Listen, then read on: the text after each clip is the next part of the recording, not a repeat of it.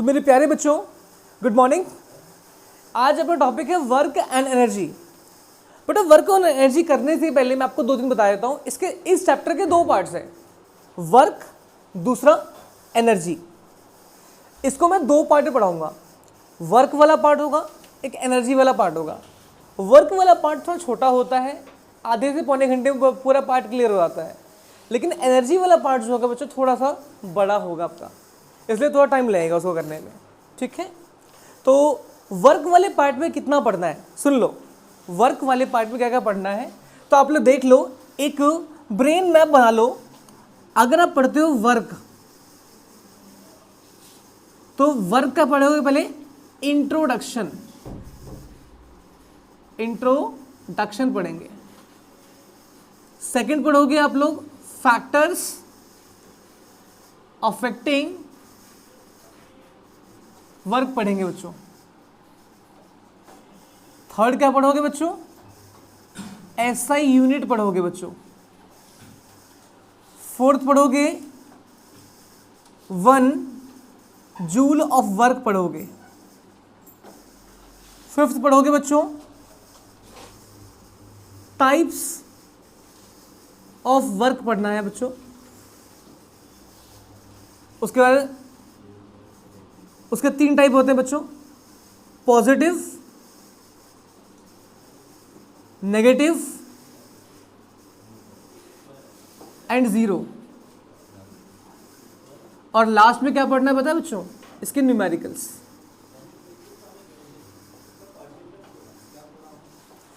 बेटे वर्क में इतना ही कुछ है, बस इस टॉपिक में इतना ही है। पहले पढ़ोगे इंट्रोडक्शन, फिर factor affecting work, SI unit, 1 joule of work, work के 3 टाइप, इसके एग्जांपल पढ़ लेंगे, लास्ट में न्यूमेरिकल्स करेंगे। न्यूमेरिकल्स बहुत ही बर्बाद न्यूमेरिकल आते हैं इसके, बहुत बर्बाद मतलब बहुत बर्बाद। अगर आपको कॉन्सेप्ट पता है न्यूमेरिकल, आप मजाक में कर दोगे, इसका कोई बहुत बड़ा काम नहीं है इसमें। आप इसको समझते रहना क्लास, फटाफट नोट करें जल्दी से। मान लो युवराज ने खरीदी एक गाड़ी सेकेंड हैंड। अब सेकेंड हैंड गाड़ी की सबसे खास बात क्या होती है? वो चलते चलते रुक जाती है ना। अब युवराज ने क्या किया, गाड़ी खरीदी, युवराज गाड़ी चला रहा है और साथ में अपने 4 दोस्तों को बिठा लिया, लक्ष्य, आदित्य और चलो दूसरा आदित्य, ये ऋषित, और चलो इस छोटू को बिठा लिया इस लड़के ने। अब अचानक से क्या हुआ, जैसे ही शुक्रवार रोड पर पहुंचे पता चले गाड़ी ने क्या कर दिया, गाड़ी ने साथ छोड़ दिया, गाड़ी रुक गई इसकी। अब गाड़ी रुक गई तो ये बंदा बोलते एक काम करो, जितने लोग यहाँ खड़े हो ना उस सब लोग धक्का लगाओ। ठीक, मैं गाड़ी चलाता हूँ तो धक्का लगाओ। अब इन लोगों ने क्या किया, गाड़ी को पुश करना शुरू किया, गाड़ी को पुश करना शुरू किया। गाड़ी पुश कर रहे हैं, पुश कर रहे हैं, पुश कर रहे हैं। अब देखो ये फोर्स लगा रहे हैं और गाड़ी क्या हुआ बच्चों, डिस्प्लेस हो गई। मतलब गाड़ी जो थी, इन्होंने फोर्स लगाया और गाड़ी आगे बढ़ गई। फोर्स लगा रहे हैं, गाड़ी आगे बढ़ रही है, फोर्स लगा रहे हैं, गाड़ी आगे बढ़ रही है। ठीक, एक कंडीशन वो। अब सोचो ये लोग फोर्स लगा रहे हैं, गाड़ी आगे बढ़ती जा रही है, एक केस हुआ रहा। अब अचानक से क्या हुआ, इन लोगों को अपने ना उसके ऊपर, अपने पावर के ऊपर बहुत ही घमंड सा आ गया इन बच्चों को कि भाई हम तो कुछ भी कर सकते हैं। हम पांचों ने मिलकर गाड़ी, हम पांचों ने मिलकर क्या करते हैं, गाड़ी को हमने वो कर दिया, गाड़ी को हमने डिस्प्लेस कर दिया, गाड़ी को आगे लेके चले गए हम लोग पाँचों। अब इन्होंने क्या किया, इन्होंने कहा चलो एक काम करो, तो अपनी शक्ति का प्रदर्शन और तगड़ा करते हैं।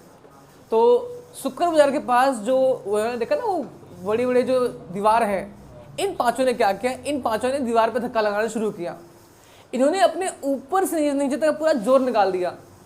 कुछ को तो ये भी आ गया है ना, लेकिन तुम घर चले गए थे। अच्छा कोई बात नहीं, चलो ठीक है, अच्छा कोई बात नहीं, ठीक है।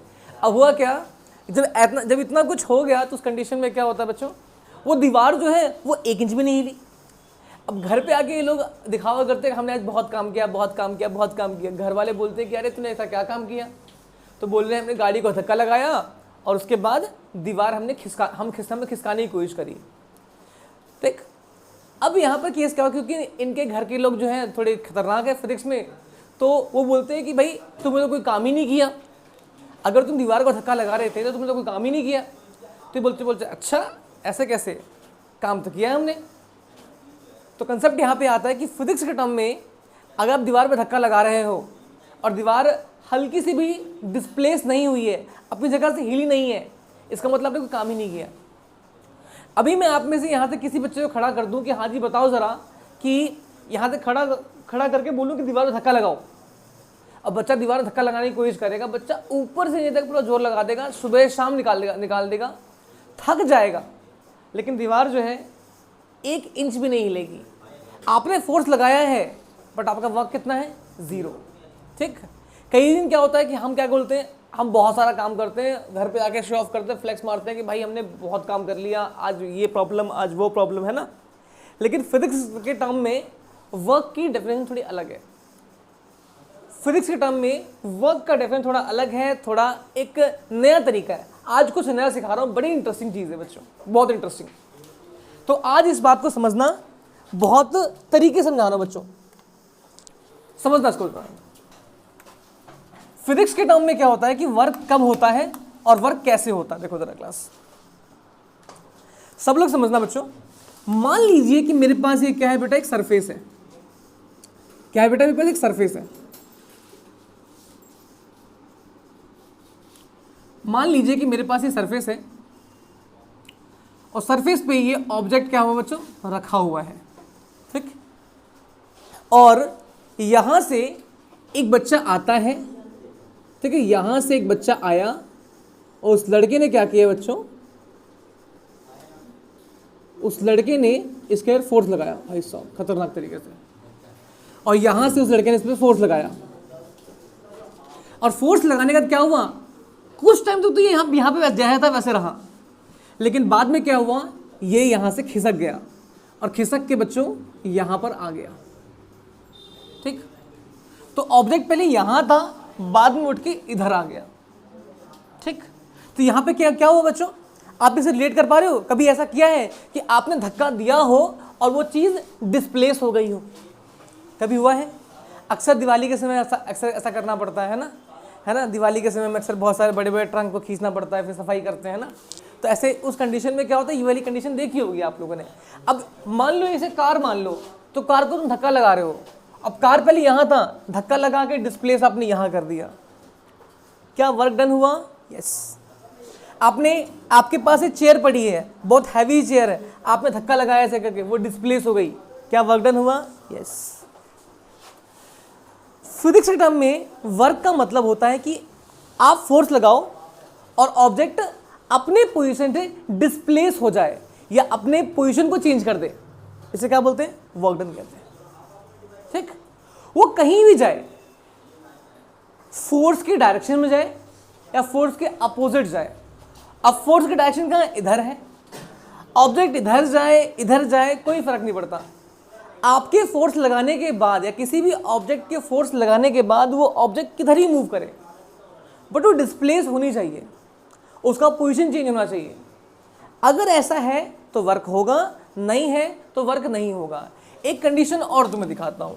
देखो भाई, यहाँ पर एक बड़ी खतरनाक सी दीवार है बेटे, यहाँ पे एक बड़ी खतरनाक सी दीवार है बच्चे, बहुत खतरनाक दीवार है, बहुत बड़ी और लंबी चौड़ी दीवार है बेटे, बहुत बड़ी लंबी चौड़ी दीवार। देखो जरा, अब हुआ क्या बेटा, यहाँ पर अपना लक्ष्य आ गया और लक्ष्य को हमने चैलेंज दिया कि लक्ष्य एक काम कर भाई, तुझको ये दीवार जो है गिरा के दिखाना तुझको। लक्ष्य ने दीवार को फोर्स लगा रहा है। अब लक्ष्य ने यहाँ से ऐसे करके फोर्स लगाया बेटा। अब वो फोर्स F लगा तो रहा है, बट दीवार 1 सेंटीमीटर भी, क्या है 1 मिलीमीटर भी वो डिस्प्लेस नहीं हुई। ठीक। फोर्स लगा रहा है बट वो 1 मिलीमीटर भी डिस्प्लेस नहीं हो रही है। There is no displacement, S = 0 है। आप ऊपर से नीचे तक कितना जोर लगा लीजिए, अगर उसके अंदर डिस्प्लेसमेंट नहीं हुई है, उसका पोजीशन चेंज नहीं हुआ, वो वहां से नहीं हटा, वर्क डन 0 होगा। कितनों को समझ में आ रही बात? आगे बात समझ में? तो फिजिक्स के टर्म में वर्क डन कब होता है, वर्क कब होगा? जब आप फोर्स लगाते हो और आपके फोर्स लगाने से ऑब्जेक्ट डिस्प्लेस हो जाता है। फिजिक्स के टर्म में वर्क कब होता है? जब आपने फोर्स लगाया और फोर्स लगाने से ऑब्जेक्ट डिस्प्लेस हो जाता है। डिस्प्लेसमेंट समझते हो ना? क्या होता है? अपने पोजीशन को चेंज करना, यहां से वहां पे आ जाना। कोई प्रॉब्लम? कोई बच्चा ऐसा है जो बोले कि हाँ मुश्किल है? सबको समझ में आ गई बात? ओके, देख लो बच्चों, मैंने बोला when force applied on the body and body displaces from its position. ठीक। Then the work is said to be done. इसे क्या बोलेंगे, वर्क डन हुआ है, और उसको बोलते हैं it is called work done. कितनों को समझ में आया कि मैंने क्या किया कि कोई बॉडी है, बॉडी पे मैंने फोर्स लगाया और मेरे फोर्स लगाने से बॉडी अपनी पोजीशन में डिस्प्लेस हो गई, अपनी पोजीशन डिस्प्लेस हो गई, उसे क्या बोलते हैं, then the work is said to be done, it is called work done. कोई दिक्कत? अब देखो बच्चों, एक टॉपिक है फैक्टर्स अफेक्टिंग वर्क डन। मतलब वो कौन से फैक्टर्स हैं, वो कौन से पॉइंट्स हैं जिसके ऊपर वर्क डन डिपेंड करता है, वो कौन से फैक्टर जिनके ऊपर वर्क डन निर्भर कर रहा है, डिपेंड कर रहा है। ठीक है, सीखते हैं जरा बच्चों। लिखो फैक्टर्स अफेक्टिंग वर्क डन। देखो मैंने बोला फैक्टर्स अफेक्टिंग वर्क डन, ठीक। पहला क्या होता है बच्चों, force applied on the body, on the body, यानी कि बॉडी में जो फोर्स अप्लाई हुआ है वो।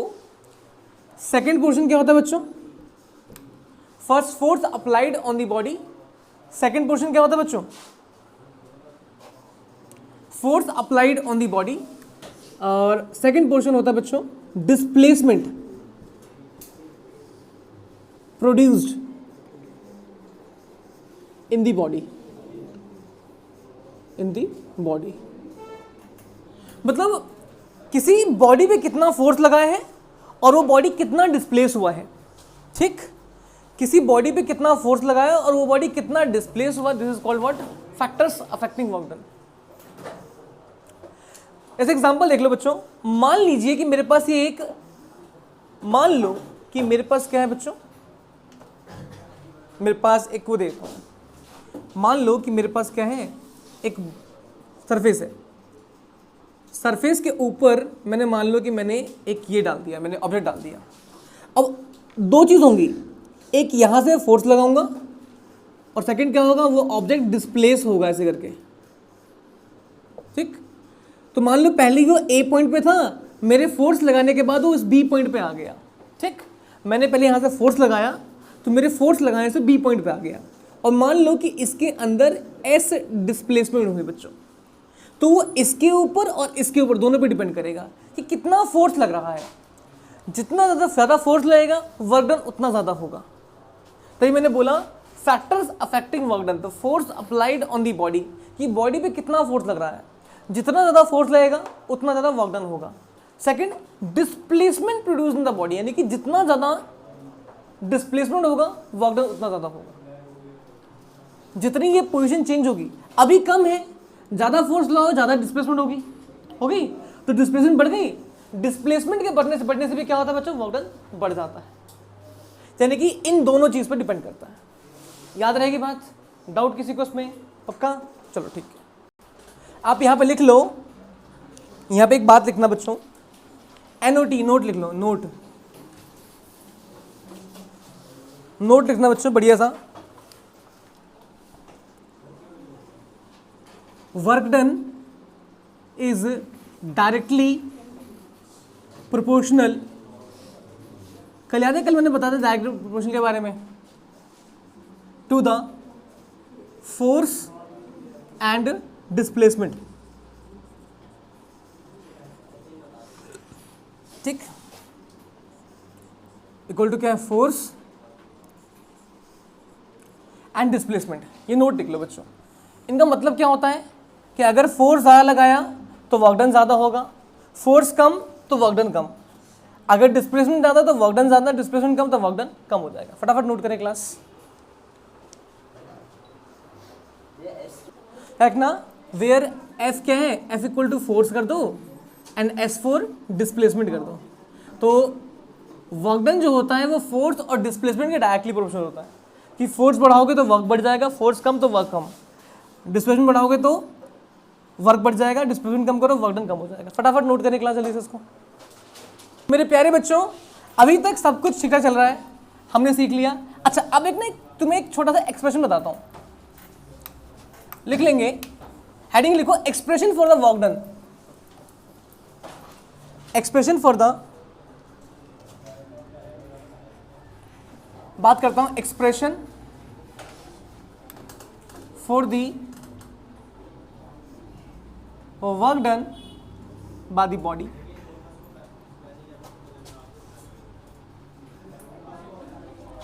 मान लीजिए कि मेरे पास क्या है बेटा, एक बॉडी ये रही, इस बॉडी पर यहां पर F फोर्स लग रहा है और पहले वो A पॉइंट पर है, और इस फोर्स की वजह से क्या हुआ, ये ऑब्जेक्ट पहले अब यहां पर B पॉइंट पे आ गया और इसके बीच में डिस्प्लेसमेंट क्या हुआ, S डिस्प्लेसमेंट हुआ।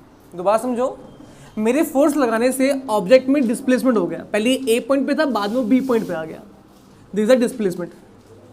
तो वर्क डन क्या होता है, लिखेंगे work done is the product of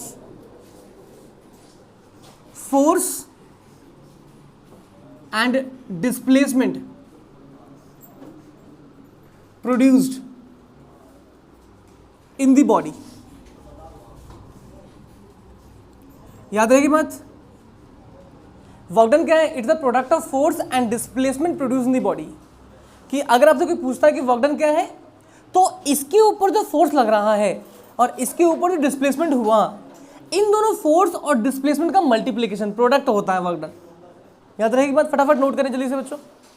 इसका मतलब क्या है बच्चों, यहां से एक बात समझना, कह रहे बोलता हूं वर्क डन की बात करता हूं मैं, तो वर्क डन क्या होगा बच्चों, इज इक्वल टू क्या है, फोर्स मल्टीप्लाई डिस्प्लेसमेंट।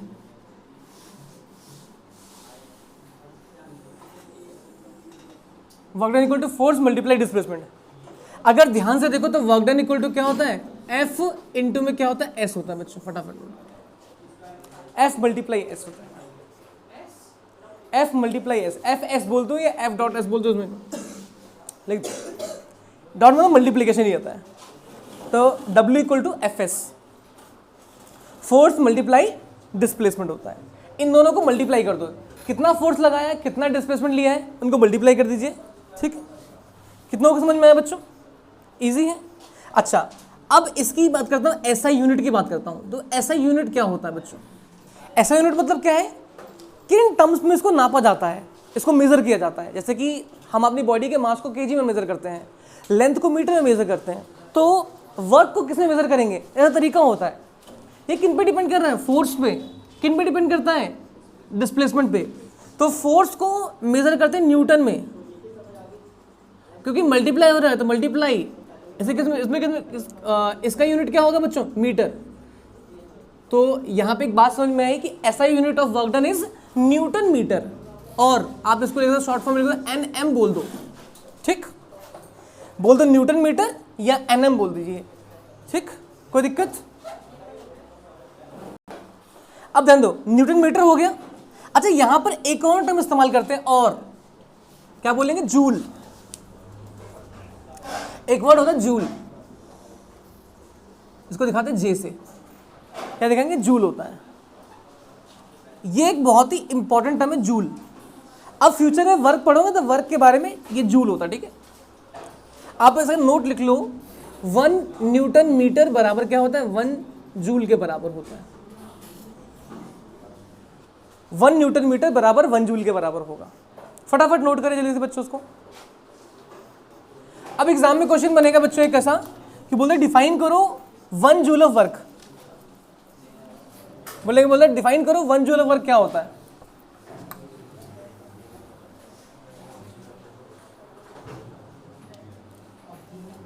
मान लो मैंने बोला, बोले डिफाइन 1 जूल ऑफ वर्क। इस बात को समझना बच्चों, मान लीजिए कि ये सरफेस है आपके पास,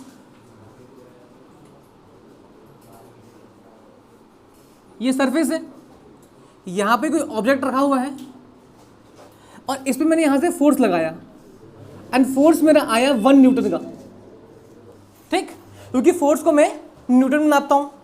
तो मैंने यहां पर 1 न्यूटन का फोर्स लगाया मेरे। अब मुझे पता है कि मैंने फोर्स लगाया है और मेरे फोर्स लगाने से ये ऑब्जेक्ट जो है बच्चों, पहले ए पॉइंट पे था, बी पॉइंट पे था, तो मेरे फोर्स लगाने से ये ऑब्जेक्ट 1 मीटर डिस्प्लेस हो गया। ठीक, मेरे फोर्स लगाने से ऑब्जेक्ट 1 मीटर डिस्प्लेस हो गया। तो यहाँ पर क्या है, डिस्प्लेसमेंट जो एस है वो 1 मीटर है। मतलब मैंने किसी ऑब्जेक्ट पे 1 न्यूटन फोर्स लगाया और उससे डिस्प्लेसमेंट क्या हुई, वो 1 मीटर हो गई। तो मुझे पता है वर्क डन क्या होता है, एफ एस होता है, 1 न्यूटन इंटू में 1 metre is equals to 1 newton metre. और मैंने क्या पता, 1 न्यूटन मीटर ही क्या होता है, वो 1 जूल होता है।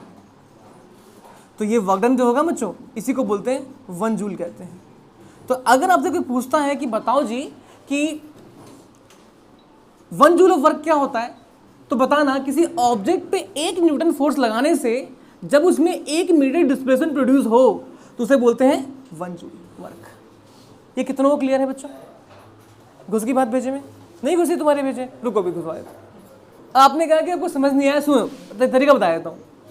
ऑब्जेक्ट है, ऑब्जेक्ट पे मैंने फोर्स लगाया, फोर्स नापते हैं न्यूटन में।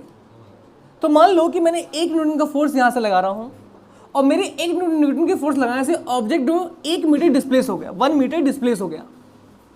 तो डिस्प्लेसमेंट फोर्स कितना है, 1 न्यूटन, डिस्प्लेसमेंट 1 मीटर। तो क्या होता है, work done equal to F multiply S. तो 1 न्यूटन मल्टीप्लाई 1 मीटर, तो 1 इंटू 1 1, और न्यूटन को और मीटर को मल्टीप्लाई न्यूटन मीटर। और अभी कुछ देर पहले बताया 1 न्यूटन मीटर तो 1 जूल के बराबर होता है। यानी कि वर्क डन क्या है, वो 1 जूल हो गया। अच्छा एक बात लिख लेना जूल के बारे में, ये जूल जो था कॉन्सेप्ट, जूल, एक साइंटिस्ट थे, नाम था उनका James Prescott. James Prescott joule नाम था। इन साइंटिस्ट को सम्मान देने के लिए वर्क की जो यूनिट है जूल रख दी गई थी, जेम्स प्रेस्कॉट जूल। ठीक भाई, इन साइंटिस्ट को सम्मान देने के लिए इनका नाम, जो वर्क डन की यूनिट को जूल कर दिया गया। कोई दिक्कत? फटाफट नोट करें क्लास, जल्दी से फटाफट नोट करो। अब बच्चों देखो जरा क्लास, एक टॉपिक है टाइप्स ऑफ वर्क डन। एक टॉपिक है टाइप्स ऑफ वर्क डन।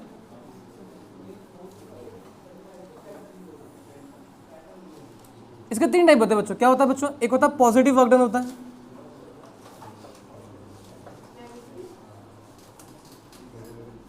एक होता है negative work done. Negative work done, एक होता है zero work done. Positive, negative और जीरो, ये 3 समझना बच्चों। Positive work done, negative work done, zero work done. फटाफट नोट करें क्लास, जल्दी से इसको स्टार्ट करते हैं। नोट कर लिया इसको, जल्दी नोट करो। Positive, negative, zero work done. आ जाओ, अब लाइन से सीखते हैं what is positive work done. देखो जरा, देखो what is positive work done. Positive work done, तो उसमें ऐसे लिखना, इसमें लिखना पॉइंट।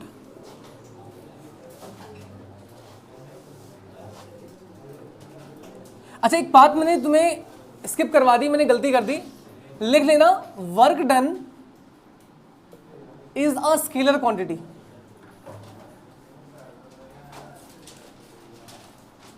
वर्क डन क्या होता है बच्चों? एक स्केलर क्वांटिटी होता है। कहीं साइड में नोट कर, note, it's a scalar quantity. याद है बताया था मैंने स्केलर क्वांटिटी के बारे में, जिसके अंदर ओनली मैग्नीट्यूड होता है, ये डायरेक्शन डिपेंड नहीं करता। इसमें डायरेक्शन नहीं होगा, इसके अंदर ओनली मैग्नीट्यूड होगा। पॉजिटिव वर्क डन क्या होता है? व्हेन एन या when a force applied on the body and body displaces in the direction of force is called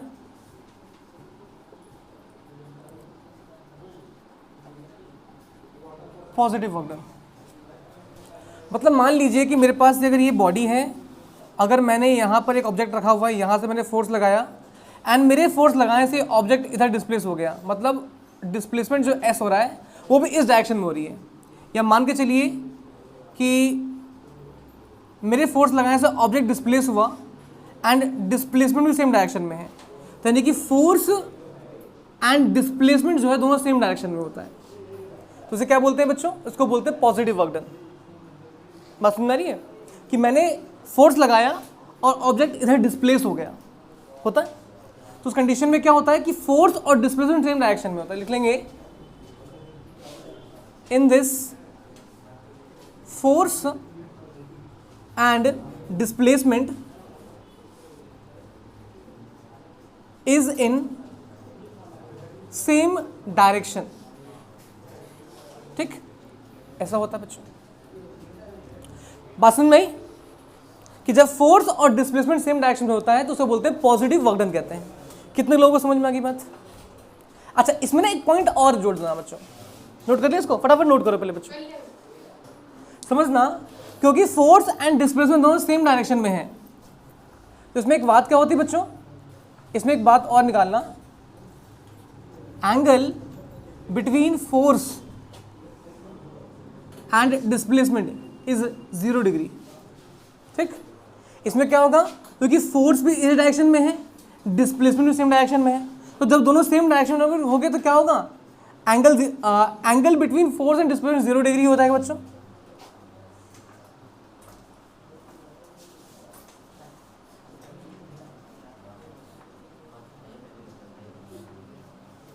positive, clear बात बच्चों?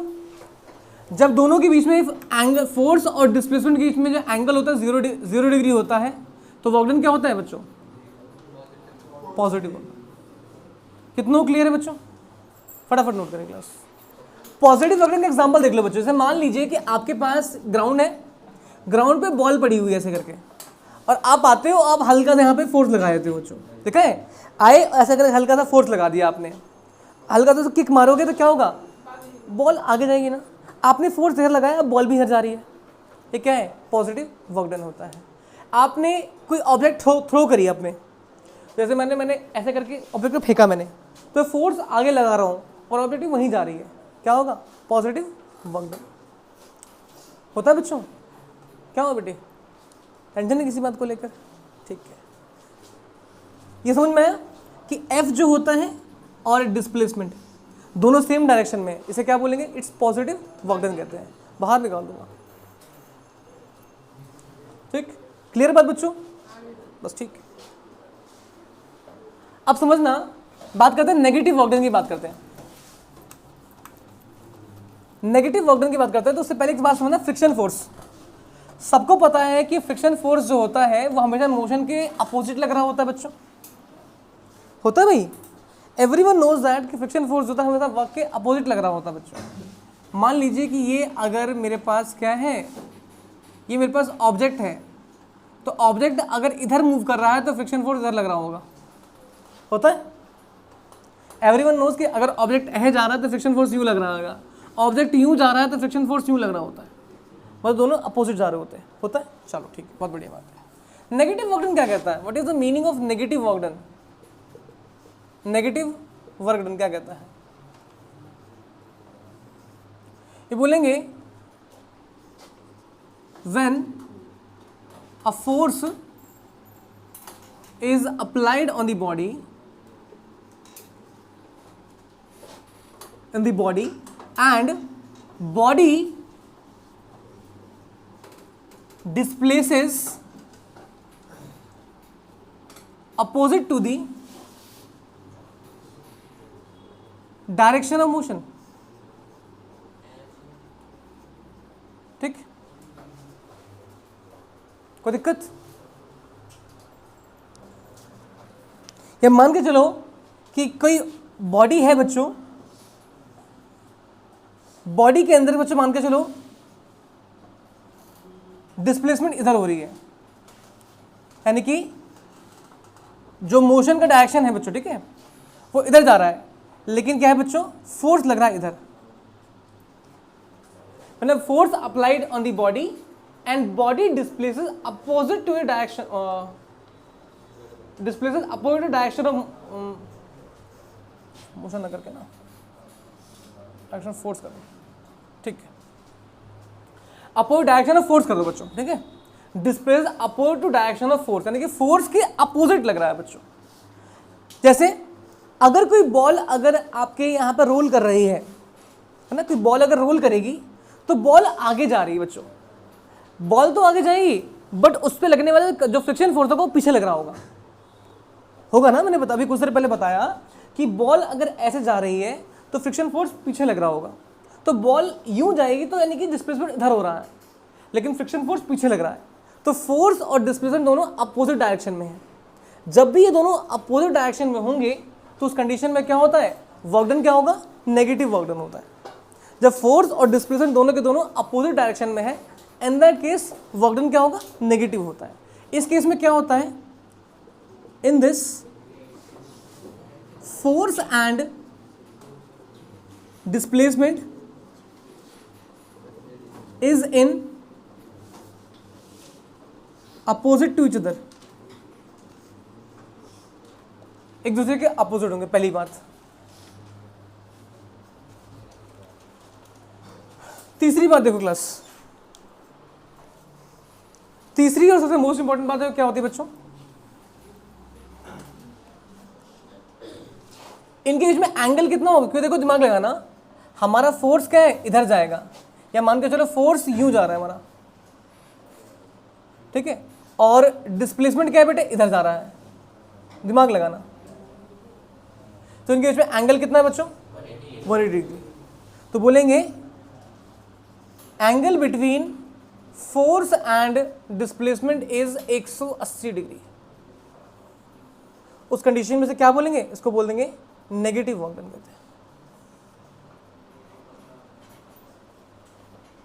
ये कितनों को समझ में आई बात कि जब फोर्स और डिस्प्लेसमेंट के बीच में एंगल क्या है, 180 डिग्री बनता है, उसको बोलेंगे हम लोग क्या, उसको बोलेंगे नेगेटिव वर्क डन। एग्जाम्पल अगर देखो तो सिंपल सी बात है कि अगर आपके पास कोई ऑब्जेक्ट रोल कर रहा है या मूव कर रहा है तो डिस्प्लेसमेंट मान लो इस डायरेक्शन में हो रही है, लेकिन उसके ऊपर लगने वाला फ्रिक्शन फोर्स इधर हो रहा है, तो डिस्प्लेसमेंट इधर है, फ्रिक्शन फोर्स यूं लगा है, तो इनके बीच में जो एंगल बनेगा 180 बन रहा है, या दोनों एक दूसरे के अपोजिट है, इसे क्या बोलेंगे, नेगेटिव वर्क डन कहते हैं। कितनों को समझ में आई बात, अच्छा बहुत बढ़िया।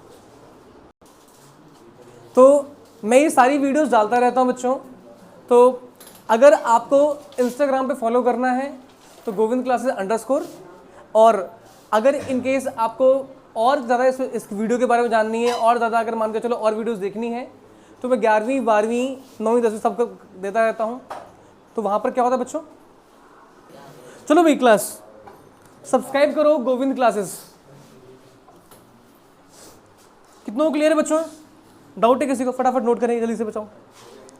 एक हेडिंग लिखो, जीरो वर्क डन लिखो, जरा हेडिंग लिखो जीरो वर्क डन।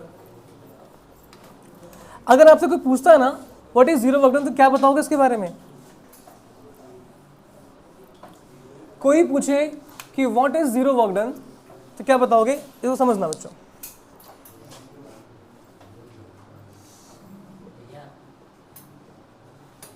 हाँ जी बोलो, हाँ जी, अच्छा जीरो, क्योंकि डिस्प्लेसमेंट जीरो है ना, वापस पीछे आ गया, सिंपल सी बात है। तो उसका मीन डिस्प्लेसमेंट क्या होगा, जीरो, और डिस्प्लेसमेंट जीरो इसका मतलब क्या, वर्क डन जीरो। कॉमन सी बात है ना, समझना। वहाँ डिस्टेंस की बात थोड़ी चल रही है, वहाँ डिस्प्लेसमेंट की बात चल रही है। अब कोई ऑब्जेक्ट आगे गया वापस पीछे आ गया, डिस्प्लेसमेंट क्या हुआ, जीरो। डिस्प्लेसमेंट जीरो तो वापस तो क्या होगा उस कंडीशन में, वर्क डन जीरो। चलो देखो जरा जीरो वर्क डन देखो क्या होता है। इसमें क्या होगा बच्चों समझना, when the force applied on the body, a force acting on the body is perpendicular to the displacement of body.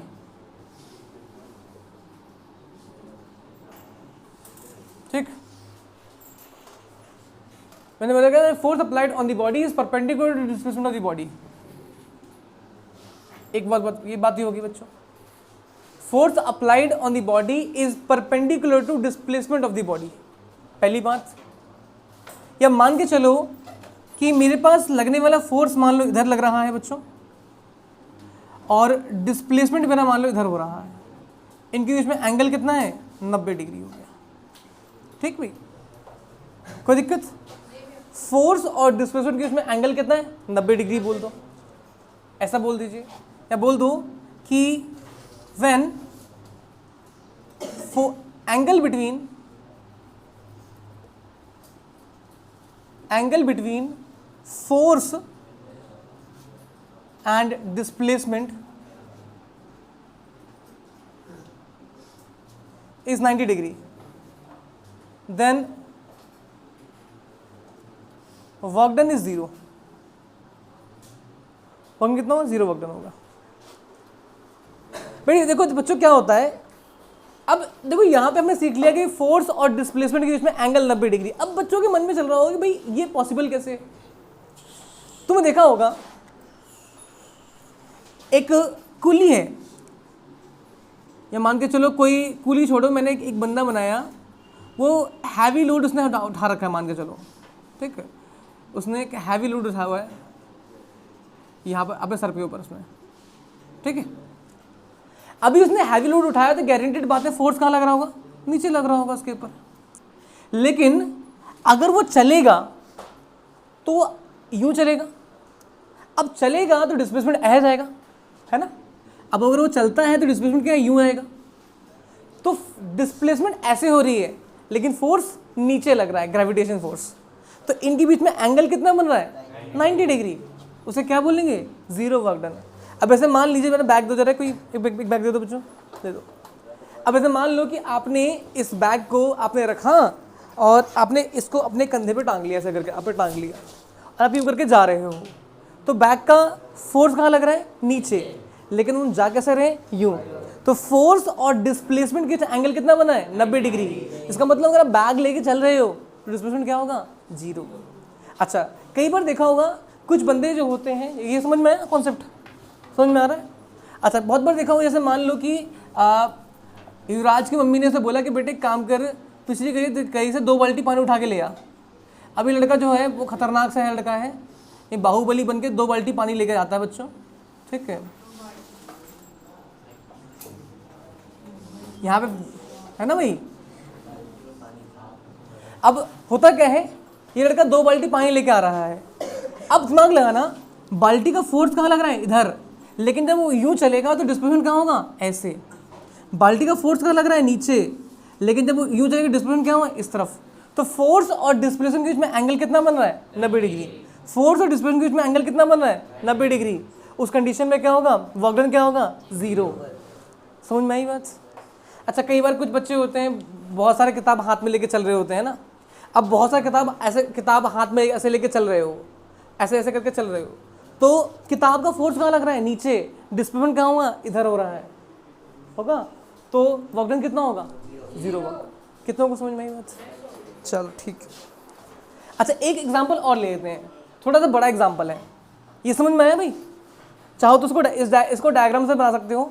अच्छा, एक चीज़ और होती है, जैसे मान लो कि हमारे पास अर्थ है, अर्थ के चारों ओर क्या होता है बच्चों?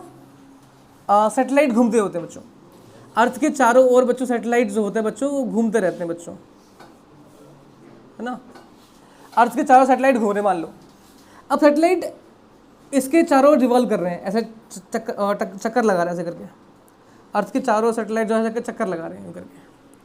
तो ध्यान रखना, अगर इस पॉइंट में मैं इस पॉइंट की बात करता हूं तो इस पॉइंट पर डिस्प्लेसमेंट किस डायरेक्शन में होगा? इस डायरेक्शन में होगा।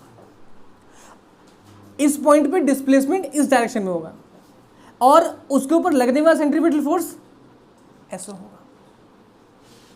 तो आपको पता है सेंट्रीपिटल फोर्स की वजह से ही ऑब्जेक्ट जो होता है वो सर्कुलर पाथ में ट्रैवल कर पाता है। अब इसके ऊपर लगने वाला सेंट्रीपिटल फोर्स अंदर की तरफ और डिस्प्लेसमेंट जो हो रहा है इसके टेंजेंशियल होगा, मतलब बिल्कुल सीधा यूं निकलेगा। तो इनके इसमें एंगल कितना बना है? 90 डिग्री। तो वर्क डन कितना होगा? फोर्स और डिस्प्लेसमेंट के बीच में एंगल कितना है? 90 डिग्री। वर्क डन कितना है? 0। कोई दिक्कत? सैटेलाइट हो गया या कोई भी सैटेलाइट, जैसे मान लो इस पॉइंट पे देख लो, अगर इस पॉइंट पे फोर्स, यहाँ पर डिस्प्लेसमेंट क्या है? इस तरफ होगा और फोर्स क्या है? इस तरफ हो रहा है बच्चों। तो फोर्स और डिस्प्लेसमेंट के बीच में एंगल कितना है? 90 डिग्री। तो उसे क्या बोलेंगे? Work done 0 work done. Clear है बात? तो यहां से हमने सीख लिया कि पॉजिटिव वर्क डन क्या होता है बच्चों, पॉजिटिव वर्क डन जब फोर्स और डिस्प्लेसमेंट दोनों सेम डायरेक्शन में है तो पॉजिटिव, फोर्स और डिस्प्लेसमेंट दोनों अपोजिट डायरेक्शन में है नेगेटिव, और फोर्स और डिस्प्लेसमेंट के बीच में एंगल 90 डिग्री है तो जीरो वर्क डन। कोई दिक्कत भाई? पक्का? चलो ठीक है, बहुत बढ़िया। तो अभी के लिए इतना काफ़ी है, वर्क अपना खत्म हो गया बच्चों, वर्क टॉपिक खत्म हो चुका है। ये फर्स्ट पार्ट था बच्चा अपना। सेकंड पार्ट कराऊंगा एनर्जी में। एनर्जी वाले के जल्दी से आप वेट करते रहें, एनर्जी जल्दी करवा दूंगा। वर्क अपना पूरा कवर कर लिया अपन का, ठीक है। चलो ठीक है बच्चों, अभी के लिए हम काफ़ी करते हैं, कल मिलेंगे, ठीक है भाई, बाय, मौज करना।